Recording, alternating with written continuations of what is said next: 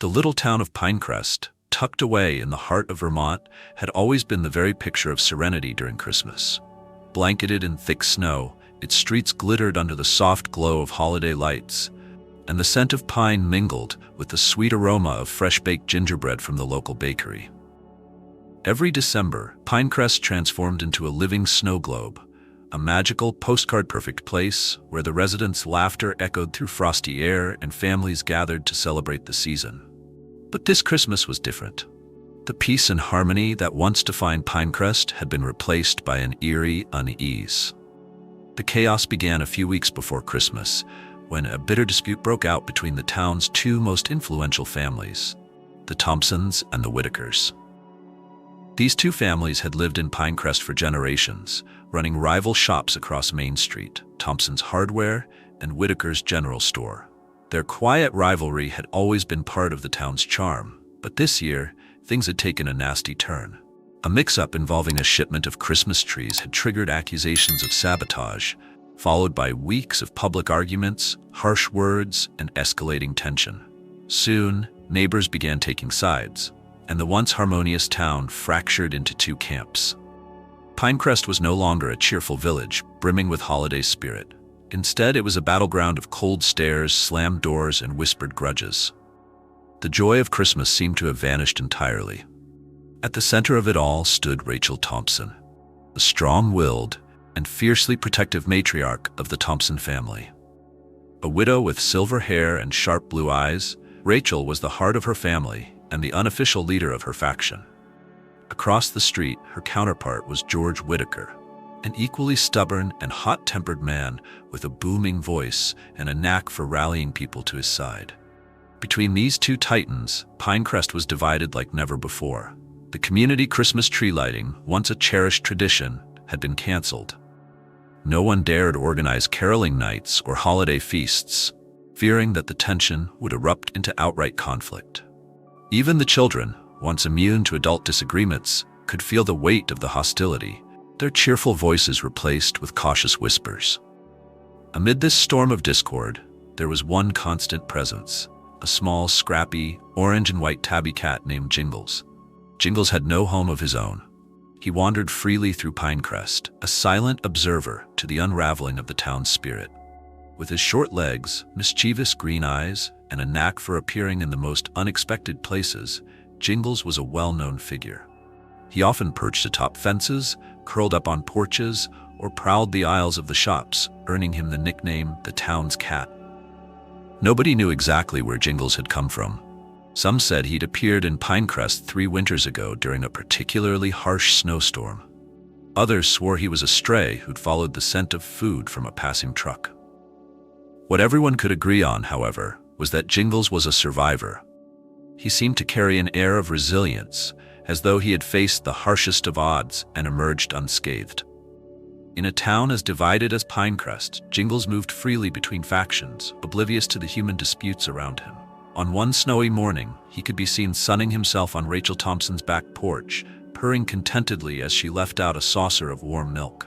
The next day, he'd be sprawled in front of the Whitakers' fireplace, soaking in the heat as George Whitaker read his morning paper.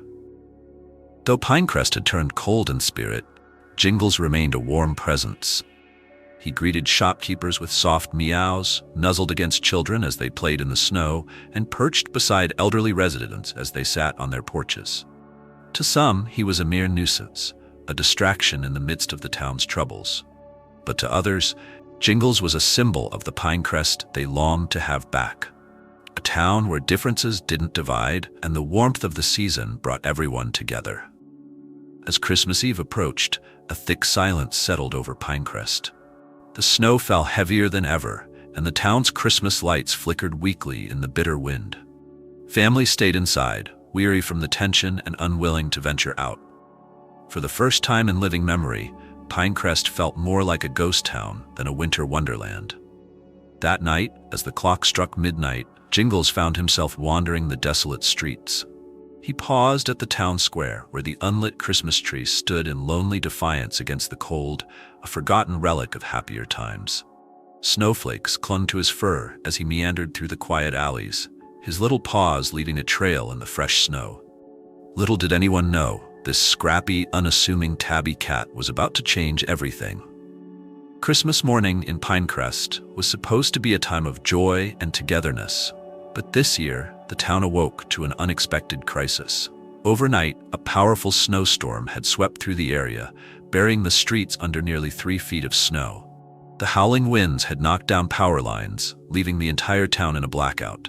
No lights, no heat, no way to communicate with the outside world.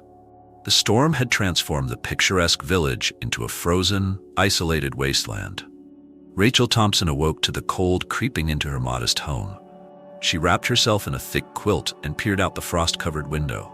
The sight of the snowdrifts piling up against her front door made her stomach sink. "It's worse than I thought," she muttered, rubbing her hands together for warmth. Her grandson, 8-year-old Noah, sat curled up on the couch, his cheeks flushed from the chill in the air. "Grandma, are we going to be okay?" he asked, his voice small and uncertain. Rachel forced a smile. "We're tough, kiddo. We'll manage, but we need to keep warm and stay safe until the roads are cleared." Across the street, George Whitaker was in no better shape. His old generator had sputtered to life for a brief moment before giving out entirely, leaving his family huddled around the fireplace in their drafty living room. His daughter Emily looked up from where she was trying to comfort her infant son, Theo. "Dad, we can't stay like this for long. It's too cold for the baby." George frowned, his pride warring with his growing fear. "We'll figure it out," he said gruffly, though he had no idea how. The storm's aftermath left the town's residents in a precarious situation. The roads were impassable, the phone lines were down, and the temperature was dropping fast. Families tried to make do with what they had, but it quickly became clear that their supplies wouldn't last long. The divide between the Thompsons and the Whitakers, and by extension the rest of the town, had left everyone unwilling to reach out for help. Rachel and George both knew the community needed to come together if they were going to survive, but neither was willing to make the first move. Years of grudges and hurt feelings held them back, even as the lives of their neighbors and their own families hung in the balance. Meanwhile, Jingles had been making his rounds through the snow-covered streets, seemingly unbothered by the biting cold. His little body moved nimbly through the drifts as he made his way from house to house, weaving between the homes of the Thompsons and the Whitakers. At each stop, he meowed softly, scratched at doors, and peered into windows, as if he sensed the desperation inside. That morning, Jingles arrived at Rachel Thompson's house, his fur matted with snow. Rachel opened the door a crack and looked down at the shivering cat. "Oh, you poor thing," she murmured, scooping him up and wrapping him in a towel. She set him down near the fireplace, where Noah immediately began stroking his fur. "Look, Grandma, he's so cold," Noah said, his voice filled with concern. Rachel nodded, watching as the cat nestled into the blanket they'd set out for him. "He's a tough little guy, but even Jingles knows when to come in from the cold." That same afternoon, Jingles appeared at the Whitaker house, his persistent scratching at the door drawing George's attention. "It's that cat again?" George muttered, opening the door. He frowned at the sight of Jingles' snow-covered fur, but reluctantly let him inside. Emily smiled softly as she watched the cat curl up near the fireplace, his purring filling the room. For the next 2 days, Jingles continued his routine, traveling back and forth between the houses on Main Street. Wherever he went, he brought a moment of warmth and distraction from the harsh reality of the storm. Children laughed as they played with him, their worries momentarily forgotten, and adults found themselves marveling at his resilience. But it wasn't until Jingles did something extraordinary that the tide began to turn. On the 3rd day of the blackout, Rachel was startled by a loud yowling coming from her front door. She opened it to find Jingles standing in the snow, his green eyes fixed on her as he let out another insistent meow. "What is it, Jingles?" she asked, her brow furrowing. The cat turned and began trotting down the snow-covered path, pausing to look back at her as if urging her to follow. Rachel hesitated for a moment before grabbing her coat and boots. "Noah, stay inside. I'll be back in a minute," she called over her shoulder as she stepped into the freezing air. Jingles led her straight across the street to the Whitaker house, where he began scratching at the door with urgency. Rachel's heart sank as she realized what was happening. Swallowing her pride, she knocked on the door. George opened it, his expression wary as he saw Rachel standing there. "What do you want?" he asked gruffly. "I think Jingles wants me to check on you," Rachel said, her voice softer than usual. She glanced past him and saw Emily sitting near the fireplace, cradling her baby, who looked pale and listless. The sight made Rachel's chest tighten. George's shoulders sagged as he stepped aside. "Come in," he muttered. Inside, the tension between the two former rivals was palpable, but Jingles seemed oblivious. He hopped up onto the couch and began purring loudly, his presence a calming balm in the strained atmosphere. Rachel looked around and noticed how thin their blankets were, how tired Emily looked, and how worried George seemed. "George," she said quietly, "you can't stay here like this. Come over to my place. We have a wood stove. It's warmer." George hesitated, his pride flaring for a moment before he looked at his grandson. "All right," he said finally, his voice heavy with defeat. "Let's go." Jingles led the way back to the Thompson house, his tail held high as though he'd accomplished a great feat. And in a way he had. For the first time in weeks, the Thompsons and the Whitakers were under the same roof, brought together by the unlikeliest of heroes, a scrappy little tabby cat who refused to let the coldness of the storm or the bitterness of their feud keep them apart. The air inside Rachel's home was thick with tension as the Whitakers settled in, huddling close to the wood stove for warmth. The firelight cast long shadows across the room, illuminating the sharp divide that still lingered between the two families. Rachel and George avoided eye contact, their mutual stubbornness keeping them from acknowledging the uneasy truce that had brought them together.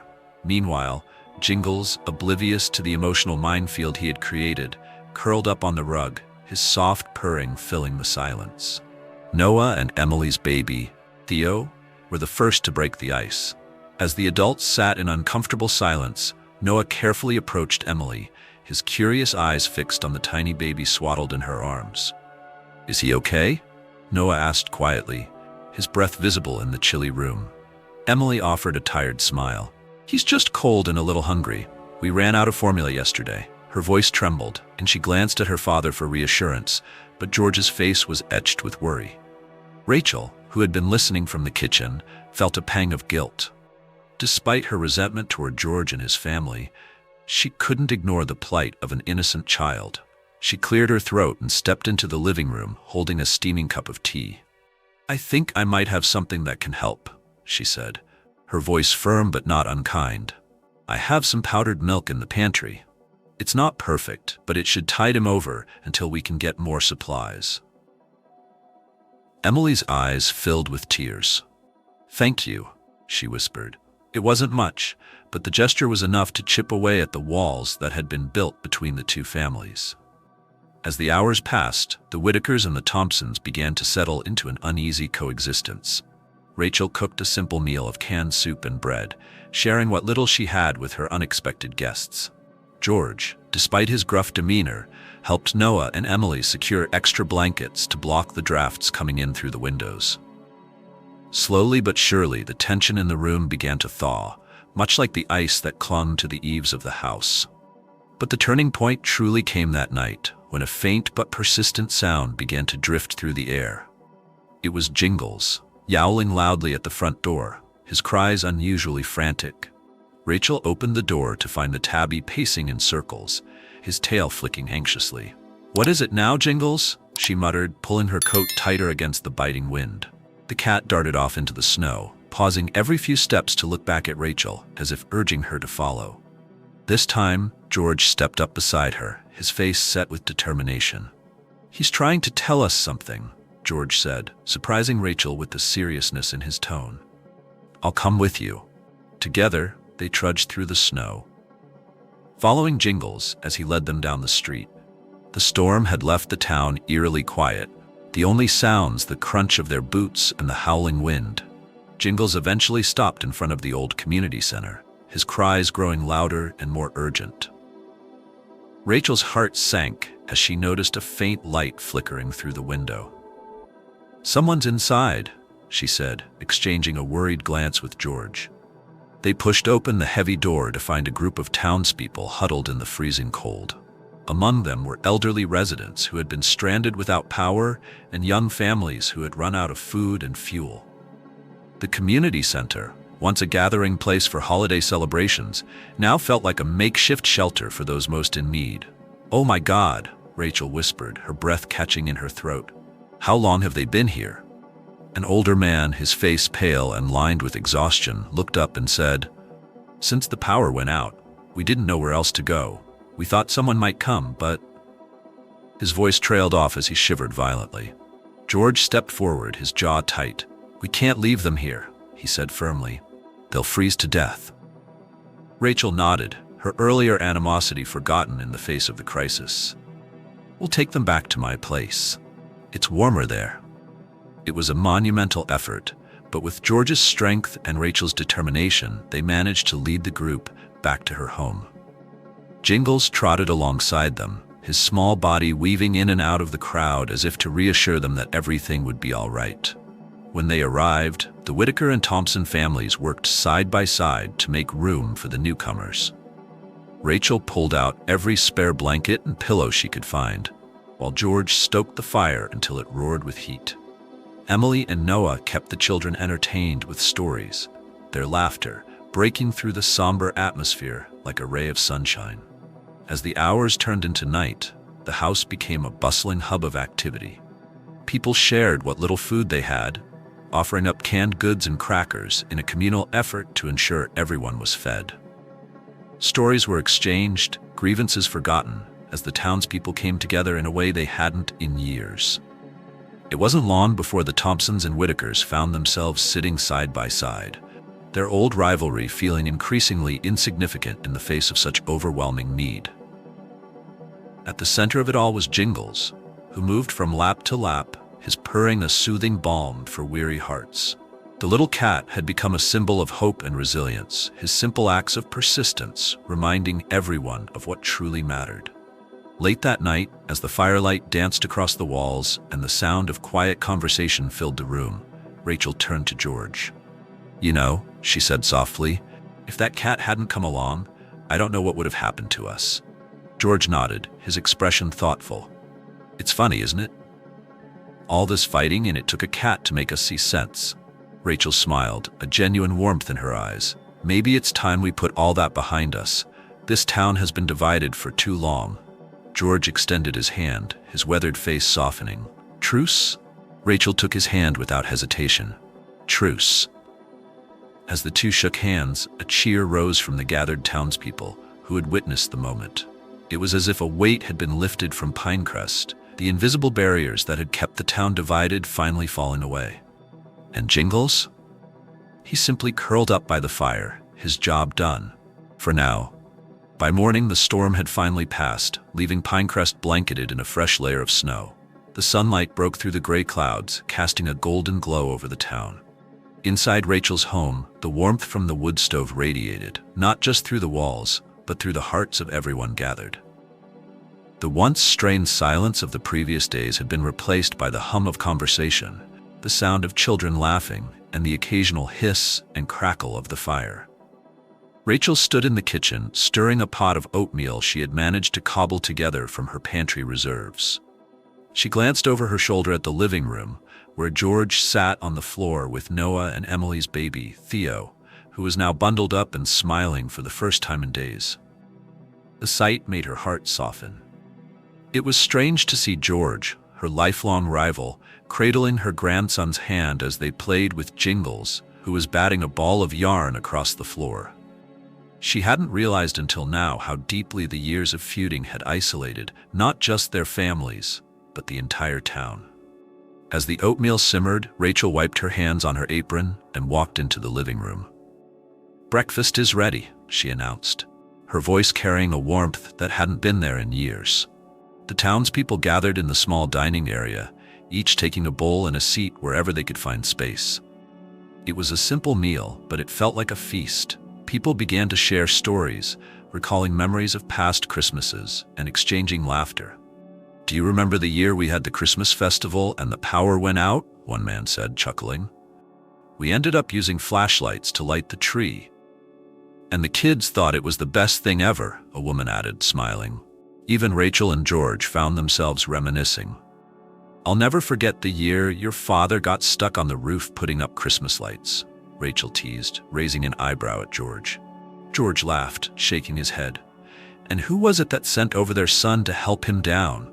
Your late husband, Harold. He was a good man." The mention of Harold brought a quiet smile to Rachel's face. And he always believed this town was at its best when we worked together. "You'd be glad to see us like this." George nodded, his expression softening. "We've let too much bad blood cloud what really matters. I'm sorry, Rachel, for everything." Rachel placed a hand on his arm. "Me too, George. It's time to put it all behind us." The sentiment was echoed throughout the room, as neighbors who had once been at odds began to reach out to one another. Apologies were exchanged, fences mended, and a sense of unity began to take root. Jingles, meanwhile, moved from group to group, soaking in the affection of the townspeople, who now saw him not just as a wandering stray, but as the unlikely hero who had brought them back together. His bright green eyes sparkled with a kind of knowing, as if he understood the role he had played in healing the town. But there was still work to be done. The storm had left Pinecrest in disarray, and the roads were still impassable. Supplies were running low, and the power was not expected to return for at least another day. Recognizing the need for collective action, Rachel and George called a meeting that afternoon to organize the townspeople. In Rachel's living room, which had become the de facto headquarters, neighbors brainstormed ways to address their challenges. "We have enough firewood at the Whitaker place to keep everyone warm for a few days," George offered, "but we'll need some help getting it here." "The bakery still has a store of flour and yeast," another resident chimed in. "If we can get the ovens working, we could bake bread for everyone." "We've got lanterns and candles at the hardware store," Rachel added. "It's enough to keep things lit until the power's back." With a plan in place, the townspeople bundled up and set out into the snow, working together to distribute supplies and clear the roads. Jingles, ever the curious observer, followed them as they shoveled paths, carried logs, and shared what little they had with one another. For the first time in weeks, Pinecrest felt like a community again. Neighbors who had barely spoken during the feud now worked side by side, their laughter ringing out over the snowy landscape. Children built snowmen and sledded down hills, their joy infectious. By evening, the town square, which had been abandoned since the start of the feud, was bustling with activity. Someone had managed to retrieve a generator from the hardware store, and its steady hum brought the lights of the community Christmas tree flickering back to life. The sight drew gasps and cheers from the gathered crowd. Rachel stood with George at the edge of the square, watching as the townspeople celebrated. "It's beautiful," she said softly. "It's the way it should be," George replied. At that moment, Jingles hopped onto the base of the tree, his bright green eyes catching the glow of the lights. A collective awe rippled through the crowd as the little cat perched himself like a proud sentinel. Someone started singing a Christmas carol, and soon the entire town joined in, their voices rising in harmony. As the music filled the square, Rachel felt a warmth spread through her chest that had nothing to do with the fire pits or the blankets. She looked around at the faces of her neighbors, laughing, singing, and embracing, and realized that Pinecrest was whole again. Later that night, as the town slowly dispersed and families returned to their homes, Rachel and George stood together by the tree. Jingles rubbed against their legs, his purring audible even over the crisp night air. "You know," Rachel said, scratching Jingles behind the ears, "we could all learn a thing or two from this little guy. He didn't care about sides or grudges. He just wanted to bring people together." George chuckled. "Smartest cat I've ever met. Maybe we should make him the mayor of Pinecrest." Rachel laughed, the sound light and unburdened. "He's already done more for this town than any mayor ever has." As they stood there, watching the lights twinkle against the snow, a sense of peace settled over Pinecrest. The storm had tested them, but it had also reminded them of what truly mattered: family, community, and the simple acts of kindness that could bridge even the deepest divides. And at the heart of it all was Jingles, the scrappy little tabby who had reminded Pinecrest of the magic of Christmas, not through grand gestures, but through the quiet, persistent love that only a cat could give. The snow lay still and undisturbed over Pinecrest as the clock struck midnight, marking the end of a Christmas day that no one in town would ever forget. The streets were quiet now, but they carried a different kind of silence, one of peace and contentment rather than isolation and tension. The once bitter cold had given way to a comforting warmth that seemed to radiate from the people themselves, their hearts forever changed by the events of the past few days. Inside Rachel's home, the wood stove still glowed faintly, and the last of the townspeople were heading back to their own houses, lanterns in hand and smiles on their faces. Rachel stood at the window, watching as the flickering lights disappeared into the night. She could feel the fatigue of the past few days weighing on her, but it was accompanied by a profound sense of gratitude. George, who had stayed behind to help clean up, approached with 2 steaming mugs of cocoa. "You know," he said, handing her one, "I thought this was going to be the worst Christmas Pinecrest had ever seen, but I think it might just be the best." Rachel smiled softly, her eyes drifting to the sleeping Tabby curled up on the rug near the stove. Jingle's chest rose and fell steadily, his fur gleaming in the warm firelight. "It's funny, isn't it?" she said, her voice thoughtful. "Of all the things that could have brought this town back together, it was him. A little cat with no home, no sides to take, just a heart big enough for everyone." George chuckled, his gaze following hers. "They say Christmas is about miracles, and I'd say we just got one. I think this town will remember Jingles for a long, long time." The next morning, as the sun rose over Pinecrest, the townspeople began their work to repair the damage left by the storm. But something was different. The fences that had been metaphorically built between neighbors were gone, replaced by shared smiles, warm greetings, and helping hands. The feud between the Thompsons and the Whitakers was no longer a story of division. It had become the foundation of a tale of reconciliation that would be told for generations. Jingles, of course, remained at the heart of the town. Though he was still a wanderer by nature, moving freely from porch to porch and lap to lap, he had earned a permanent place in the hearts of everyone in Pinecrest. The townspeople began to leave little bowls of food and blankets out for him, and on particularly cold nights, he would always find a door open to welcome him in. Rachel, standing on her porch a few days after Christmas, watched as Jingles trotted down Main Street, his tail held high. She could hear Noah laughing in the distance as he chased the cat through the snow, and she felt her chest swell with a quiet pride. In Jingles' gentle way, he had reminded them all of the power of compassion, the importance of coming together, and the simple truth that even the smallest among us can make the biggest difference. And so, every Christmas after that, Pinecrest celebrated not just the holiday, but the little cat who had saved it. The town square was always decorated with a special ornament in the shape of a tabby, placed lovingly at the top of the tree, a symbol of hope, unity, and the unbreakable bond of a community brought back together. As for Jingles, well, he remained a constant presence in Pinecrest, as if he had always belonged there. Perhaps he had been sent to Pinecrest for a reason, or perhaps he was simply a small miracle wrapped in fur and whiskers. Whatever the truth, one thing was certain. Jingles was Pinecrest's cat, and his story was the heart of its Christmas spirit, forever etched into the soul of the little town.